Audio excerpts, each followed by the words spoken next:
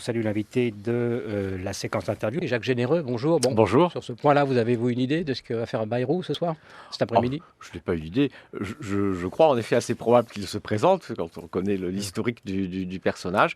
Et je dirais que c'est pas une très mauvaise nouvelle pour nous. Ça va continuer de disperser encore plus les voix Oui, c'est ça, ça rabaisse le seuil de qualification pour à le deuxième droite. tour. Oui. Bon, voilà.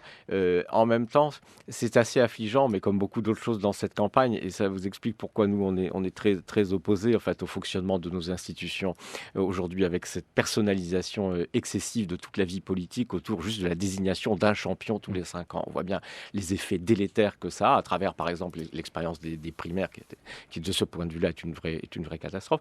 Et là, on a une situation où, finalement, n'importe qui, enfin, je veux pas être blessant, François Bayrou n'est pas n'importe qui, mais je veux dire n'importe quel leader politique qui pense pouvoir faire 3-4%, et comme vous l'avez très bien dit juste avant, n'a pas d'autre moyen d'exister politiquement que de passer devant les caméras une fois tous les 5 ans comme candidat, eh bien, va le faire. Voilà. Et puis, notre vie politique, c'est ça. Et d'ailleurs, vous voyez, on en parle. Et donc, on passe une bonne partie du temps d'information, du débat politique à commenter des candidatures de gens qui n'ont aucune espèce de chance d'exercer le pouvoir, qui n'ont rien de spécial Pardon, à apporter François de Bayrou, plus on ne sait jamais. Il y a dans peut-être le, un trou de dans, souris, le- comme dans on le- dit. dans le Alors, débat politique. on va continuer de parler de la campagne encore